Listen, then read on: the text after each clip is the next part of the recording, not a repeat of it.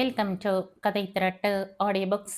இந்த வீடியோவில் நம்ம என்ன கதை கேட்க போகிறோம்னா, இவர்தான் அப்பாவா சிறுகதை. நம்ம சேனலை இது வரைக்கும் சப்ஸ்கிரைப் பண்ணாதவங்க சப்ஸ்கிரைப் பண்ணுங்க. பக்கத்தில் இருக்கிற பெல் ஐக்கானை கிளிக் பண்ணி ஆளுங்கிற ஆப்ஷனை ப்ரெஸ் பண்ணுங்க. ஸோ தட் நான் போடுற கதைகளை உடனுக்குடனே நீங்கள் கேட்கலாம். வாங்க கதைக்குள்ளே போகலாம்.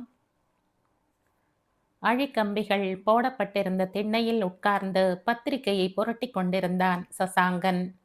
தம்பி, 6ஆம் நம்பர் வீடு இதானே? அழிக்கதவுக்கு வெளியே தெருவில் இறங்கும் படிகளில் நின்று கொண்டு ஒருவர் கொடுத்த குரல் சசாங்கனின் கவனத்தை பத்திரிகையில் இருந்து படிக்கட்டுக்கு திருப்பியது. வாசல்ல கொட்டையா போட்டிருக்கே. சசாங்கனுக்கு வயது 20. கட்டுக்கோப்பான உடல், நல்ல நிறம், நல்ல உயரம், குறும்பான பார்வை. வாசலில் நிற்பவருக்கோ 50 வயதுக்கு மேல் இருக்கலாம். வாடிப்போன முகம், தளர்ந்து விட்ட மேனி. அழிக்கதவுக்கு வெளியே நின்று கொண்டிருந்த அவர் பேச்சில் ஒரு தளர்ச்சி. 6ன்னு தான் போட்டிருக்கு, பார்த்துட்டேன். இருந்தாலும் ஒரு சந்தேகம். சந்தேகம்ங்கிறது ஒரு வியாதி. அது மனுஷனை பிடிச்சுண்டுத்தோன்னா அவனை உண்டு இல்லைன்னு ஆக்கிடும். நன்னா மறுபடியும் பார்த்துண்டுடுங்கோ. 6ஆ இல்லை 9ஆன்னு. இந்த ஆத்துல ஜானகின்னு யாராவது இருக்காளா? தாழ் போட்டு மூடியிருந்த கதவை திறந்து வந்தவரை நோக்கினான் சசாங்கன். இருக்கா, நீங்க யாரு? நான் அவளை பார்க்கணும். சசாங்கா, வாசல்ல யாரு? வீட்டின் உள்ளிருந்து வந்த குரல். அம்மா, யாரோ ஒருத்தர் உன்னை தேடிண்டு வந்திருக்கார். உள்ளிருந்து வந்த கேள்விக்கு பதில். யாராம்? மறுபடியும் அசரீரி. அதைத்தான் அவர்கிட்ட கேட்டுருக்கேன். உள்கூடத்தில் இருந்தே வெளியே வந்து நின்றவரை பார்த்துவிட்ட அசரீரி குரல் கொடுத்த ஜானகி மீண்டும் தன் பிள்ளைக்கு உத்தரவிட்டாள். சசாங்கா, அவரை கூடத்துக்கு வந்து உட்கார சொல்லு. சார், உள்ள வாங்கோ. நிலைப்படியில இடிச்சுக்காம தலையை குனிஞ்சிட்டு வாங்கோ. பெரியவரை உள்ளே அழைத்து சென்றான். எதேச்சையாக சசாங்கன் சொன்னது வந்தவரின் மனதில் சாட்டை அடியாக விழுந்தது. உள்ளே வந்தவர் பிரம்பு நாற்காலியில் உட்காரவும் கையில் டம்ளருடன் ஜானகி கூடத்தினுள் நுழையவும் சரியாக இருந்தது. சசாங்கா, இந்த மோர் நீரை அவர்கிட்ட கொடு. சசாங்கன் கொடுத்த டம்ளரில் மோர் வெண்மையாக அவரை பார்த்து சிரித்தது. 2வது அதிர்ச்சி. மோரை பருகாமல் அவர் ஜானகியை ஏறெடுத்து பார்த்தார். நரை இல்லாத கூந்தலை அலட்சியமாக தூக்கி முடிந்திருந்தாள். பெரிய குங்குமம் பொட்டு, சுருக்கங்களோ கோடுகளோ இல்லாத முகம், வாயில் புடவையில் கம்பீரமான தோற்றம். சசாங்கா, அவருக்கு மோர் பிடிக்காதோ என்னவோ, காப்பி வேணா தரவான்னு கேளு என்று ஜானகி சொல்லும் பொழுதே மடமடவென்று மோரை குடித்து விட்டார். தொண்டையை கனைத்தார். ஜானகி, இவன்தான் நம்ம பிள்ளையா? கரகரப்பான குரலில் அவர் கேட்டதும் சசாங்கனின் அருகில் வந்து, சசாங்கா, நீ என் பிள்ளைடா. ஜானகியின் குழைவான குரலில் குறும்பு தொனித்தது. என் பிள்ளைடா என்பதில் அழுத்தம் அதிகமாகவே இருந்தது. ஜானகியின் பேச்சு வந்தவரின் நெஞ்சில் கூரிய ஈட்டியாய் பாய்ந்தது.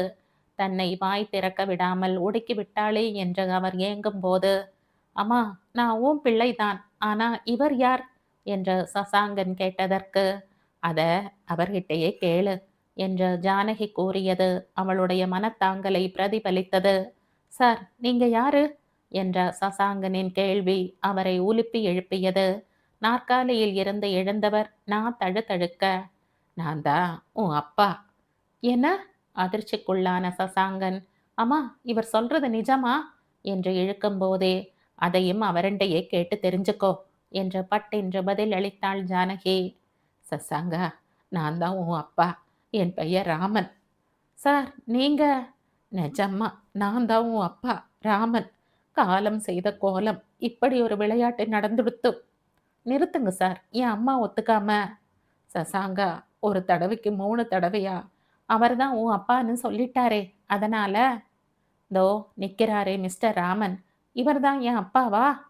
20 வருஷத்துக்கு முன்னாடி நீ பிறந்த போது ஆஸ்பத்திரியில் அப்படித்தான் சொன்னேன். ஜானகி, சசாங்கங்கிட்ட என்னை அப்பாவா ஏத்துக்க சொல்லு.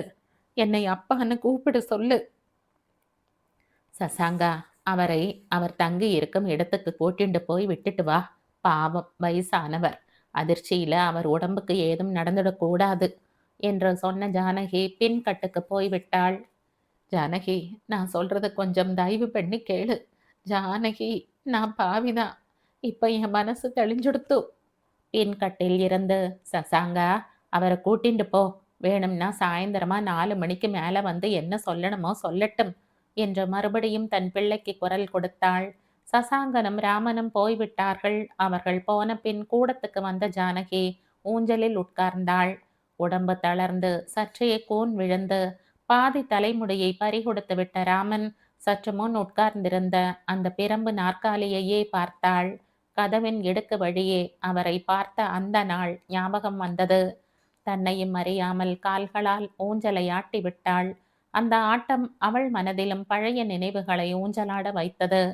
கால்களால் உந்தித் தள்ளிய ஊஞ்சல் பின்புறம் மேல் முகமாய் செல்ல, கைகள் சங்கிலிகளை இறுக பிடித்து கொள்ள, முந்தைய அந்த நாள். ஜானகியை பெண் பார்க்க வந்த ராமன் தோ இந்த பிரம்பு நாற்காலியில்தான் அன்றும் அமர்ந்திருந்தான். நேராகவும் கதவிடுக்கின் வழியேயும் கம்பீரமான நெடிய உருவம், உயரத்திற்கேற்ற உரம் பாய்ந்த உடம்பு, நல்ல நிறமும் கூட, அடர்த்தியான கிராப். நல்ல வேளை மீசை இல்லை. அம்மன் சந்நிதி தெருவில் கல்யாண பந்தல். பட்டு புடவை முடமுடக்க வெளியே வந்து ராமனுக்கு மாலையிட்டது. பின் அவன் அவளுக்கு மாலை சூடியது. விரலின் அந்த ஸ்பரிசம் அவன் தன் வலக்கரத்தை பற்றி கொண்டது. ஊஞ்சலில் அமர்ந்து கொண்டே கனவு கண்டது. அவன் தன் இடுப்பை சுற்றியது. கழுத்தில் மஞ்சள் சரட்டை கட்டி 3 முடிச்சு போட்டது. 18 வருட சொந்த பந்தங்களை எல்லாம் விட்டுவிட்டு நேற்று கையை பிடித்தவனுடன் இன்று புறப்பட தயாராகி விட்டாள். அதுதான் மஞ்சள் சரடும் மஞ்சத்தின் பந்தமும் தரும் உறவு. ஆண் பெண் இருவரின் உறவின் அஸ்திவாரமே கல்யாணம்தானே. சென்னையில் மண வாழ்க்கையை தொடங்கி 5 வருடங்கள் ஆகிவிட்டன. ஆனால் ஜானகி அந்த நற்செய்தியை கொடுக்கவில்லை. பலவித மருத்துவ பரிசோதனைகள் அவர்களுக்கு எந்தவித கோளாறுகளும் இல்லை என்று எடுத்து காட்டின. ஜாதகங்களிலும் தோஷங்கள் ஏதும் இல்லை என்றும் சொல்லிவிட்டனர். ஜானகியும் ராமனும் மனதிற்குள் புழுங்கி கொண்டிருந்த சமயம், சென்னையில் நடந்த ஒரு கைனகாலஜிஸ்ட் கான்ஃபரன்ஸுக்கு டில்லியில் இருந்து ஜானகியின் அத்தான் டாக்டர் கிருஷ்ணன் வந்திருந்தான். அவன் அத்துறையில் புகழ்பெற்ற டாக்டர். மாநாடு நடந்து கொண்டிருந்த ஒரு பிற்பகலில் டாக்டர் கிருஷ்ணன் ஜானகியின் விலாசத்தை தேடி கண்டுபிடித்து அவளை பார்க்க வந்திருந்தான். வந்தவனிடம், அத்தான், நாங்க 2 பேரும் பரிசோதிச்சுண்டாச்சு, ஜாதகங்களையும் பார்த்தாச்சு. எங்ககிட்ட குறையும் இல்லை, தோஷமும் இல்லை. நீதான் ஏதாவது வழி சொல்லணும். நீதான் இந்தியாவிலேயே பெரிய டாக்டராமே. இதான உன் கவலை? விடு, நான் பார்த்துக்கிறேன். நாளைக்கே உன்னை டெஸ்ட் பண்ண கூட்டிட்டு போறேன், ரெடியாயிரு. அன்று மாலையே ராமனிடம் தன் அத்தான் வந்ததையும் அவன் அளித்த நம்பிக்கையையும் சொல்ல ஆவலாக காத்திருந்தாள் ஜானகி. ஆனால் சந்தர்ப்பம் வேறு மாதிரியான திசையில் திரும்பியதால் ஜானகி ராமனிடம் தன் அத்தான் வந்ததை பற்றி சொல்லாமல் இருந்து விட்டாள். ஆபீஸில் இருந்து வீடு திரும்பிய ராமன் அவளை பக்கத்தில் அமர்த்தி கொண்டே, ஜானகி, டெல்லியிலிருந்து டாக்டர் கிருஷ்ணன் என்பவர் இங்கே வந்திருக்கிறாராம். அவர் ஃபேமஸ் கைனகாலஜிஸ்டாம். அவர் பார்த்து குழந்தை உண்டுன்னு சொன்னா கட்டாயம் குழந்தை பிறக்குமாம். அத்தனை கை ராசியாம். நாளைக்கு அவரை பார்க்க எப்படியாவது வழி செய்யறேன்னு என் நண்பன் நானும் சொல்லிட்டான். நீ என்ன சொல்ற என்று மூச்சு விடாமல் உற்சாகத்துடன் கணவன் சொன்னதில் அவனுடைய ஆர்வமும் முயற்சியும் அபரிமிதமாக தென்பட்டன. தான் ஏற்கனவே டாக்டர் கிருஷ்ணனிடம் தங்களை பற்றி சொல்லியாகிவிட்டது என்றும் பிரசித்தி பெற்ற டாக்டர் தன்னுடைய அத்தான்தான் என்றும் தற்பொழுது வெளிப்படுத்தி ராமனின் அல்ப நேர திருப்தியை கெடுக்க விரும்பாத ஜானகி பேசாமல் இருந்து விட்டாள். ஜானகி, என்ன பேசாம ஊமையாயிட்ட? அவ்வளவு பெரிய டாக்டர் கிட்ட அப்பாயின்மெண்ட் கிடைக்குமான்னு பார்க்குறியா? நானும் அவருடைய அப்பாயின்மெண்ட்டை வாங்கிட்டு நாளை காலையில வந்து கூட்டிட்டு போவான். நாம காலம்பர ரெடியாயிடணும், சரியா? அவன் மனம் நம்பிக்கையில் துள்ளி அவனுள் அடங்கி கிடக்கும் ஏக்கத்தை விரட்ட முயன்றது. மறுநாள் காலை 7:30 வீட்டினுள் சுதந்திரமாக வந்த டாக்டர், ஜானகி, ஜானகி என்று கூப்பிட்டார். வாங்கத்தான், இவர்தான் என் ஹஸ்பண்ட் ராமன். வந்தவருக்கு கணவனை அறிமுகம் செய்து வைத்தாள் Janaki. Glad to meet you mister Ram. நான் தான் டாக்டர் கிருஷ்ணன். டில்லியில இருந்த கைனகாலஜிஸ்ட் கான்ஃபரன்ஸுக்கு வந்தேன். பை தி பை என்று வந்தவர் ஒருவித டாம்பீகமும் இல்லாமல் பேசியது ராமனை அதிசயிக்க வைத்தது. டாக்டர் ஜானகியின் அத்தான் தான் என்ற செய்தி அதிர்ச்சியையும் தந்தது. மிஸ்டர் ராம், உங்க பெர்மிஷனோட இப்போ ஜானகியை கூட்டிட்டு என் ஃப்ரெண்டு நரேந்திரனின் நர்சிங் ஹோமுக்கு போக போறேன். நீங்க ஆஃபீஸ்க்கு போயிட்டு சரியா ஈவினிங் 4 மணிக்கு வந்துடுங்கோ. நான் காத்துருப்பேன் எல்லாம் சரியாயிடும். அடுத்த வருஷம் குழந்தை பிறந்து நீங்க அப்பாவாகிடுவேள். டாக்டருடன் ஜானகி போய்விட்டாள். டாக்டர் கிருஷ்ணனின் வாக்கு பலித்துவிடும். அவன் கைராசிக்காரன். தெய்வம் போல அவனே வந்து தங்கள் குறையை தீர்க்க முயலும்போது பூசாரி நானோ தேவையா என்ன? ஜானகி என்றான் ராமன். ஆமாம், வெட்கினாள் ஜானகி. இருவரும் ஆகாயத்தில் பறந்தனர். ராமனின் மகிழ்வுக்கு எல்லையே இல்லை. ஜானகியை பற்றி கேட்கவா வேண்டும்? வறண்டு போன தரிசு நிலத்தில் ரோஜா பூக்கப் போகிறதே. நாணு விதியின் விளையாட்டுக்கு அம்பாக ஆனான். நாணுவின் நாக்கில் விஷம் ஊறியது. வார்த்தைகள் அதை கக்கின. ராம், டாக்டர் கிருஷ்ணன் உன் மனைவியை முந்தின நாளே சந்தித்ததை சொல்லவில்லை. அவளும் அதை மறைத்து விட்டாள். டாக்டர் ஒரு பிரம்மச்சாரி. ஏதோ காதலில் தோல்வியாம். நாணு வைத்த வெடிகுண்டு ராமனின் மனதை சுக்கல் சுக்கலாக்கியது. குண்டு வெடித்த பின் சந்தேக புகை வியாபித்தது. ராமன் பேயாட்டம் ஆடத் தொடங்கிவிட்டான். ஜானகி, நீ நடத்த கெட்டவ. என்னை ஏமாத்தி உன் அத்தானுடன் கூடி 2 நாள். சச்ச, உன் வயிற்றில் இருப்பது ஏன் குழந்தை இல்லை இறைந்தான் ராமன். ஜானகியை கோடி மின்னல் தாக்கியது. அன்னிக்கே எனக்கு புரியலை. உன்னை தனியே கூட்டிண்டு போக எங்கிட்டயே பெர்மிஷன். ஆஹா, நல்லா நாடகம் ஆடினேள். போன வாரம் வந்த லெட்டர்ல என் கைத்திறனை பார்த்தையான்னு கூச்சம் இல்லாம எழுதுறான். மானங்கெட்ட ஜென்மம். தரை வெடிக்க கூடாதா என பதைத்தாள் ஜானகி. அன்று இரவே 3 மாத கர்ப்பிணியான ஜானகியை பஸ்ஸில் திருநெல்வேலிக்கு கொண்டு போய்விட இந்த ராமனுக்கு தம்பி யாரும் இல்லை. பாவம். அப்புறம் ராமன் எங்கேயோ மறைந்து விட்டான். அவனை தேடி கண்டுபிடிக்க எடுத்துக்கொண்ட எல்லா முயற்சிகளும் தோல்வி அடைந்தன. இந்த 21 வருட இடைவெளியில் ராமனை உற்றாரும் ஊராரும் மறந்து விட்டார்கள். ஆனால் ஜானகி? வாசற் கதவு தட்டப்பட்டது. சசாங்கன்தான். ஊஞ்சலில் இருந்து எழுந்து வாசலுக்கு வந்தாள். சசாங்கனை தொடர்ந்து ராமனும் வந்துவிட்டான். வாசலை திறந்துவிட்ட ஜானகி அவனை வரவேற்காமலேயே உள்ளே திரும்பினாள். ராமன் வீட்டினுள் வந்து பிரம்பு நாற்காலியில் உட்கார்ந்தான். முகம் கழுவிக்கொண்டு வந்த சசாங்கன் ஊஞ்சலில் அமர்ந்தான்.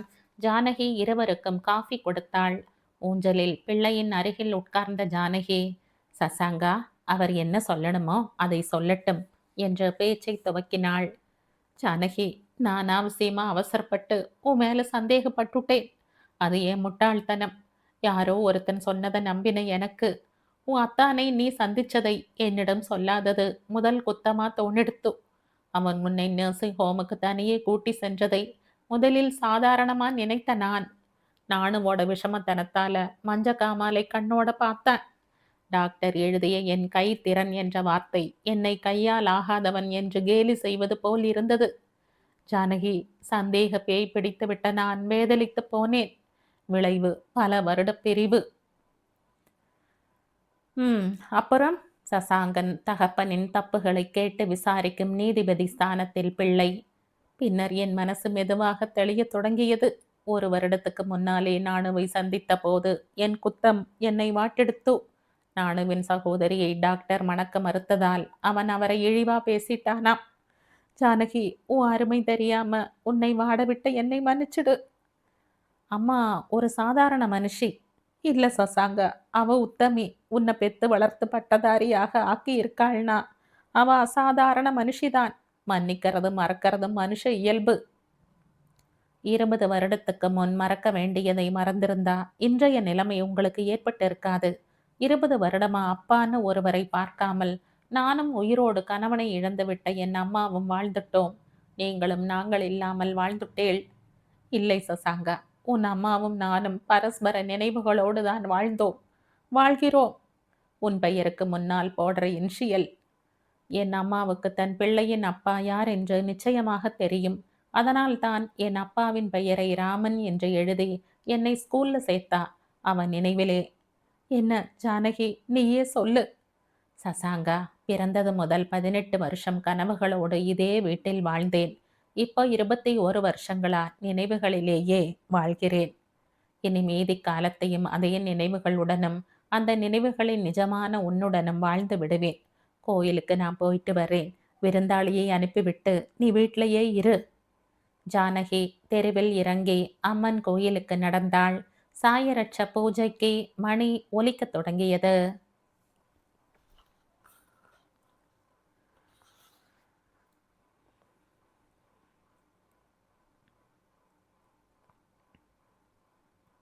இதோடு இந்த கதை முடியுது. இந்த கதை உங்களுக்கு பிடிச்சிருந்தா லைக் பண்ணுங்க, ஷேர் பண்ணுங்க, சப்ஸ்கிரைப் பண்ணுங்க. மற்றும் ஒரு இன்ட்ரஸ்டிங்கான கதையோட அடுத்த வீடியோல சந்திப்போம். பாய். Thank you.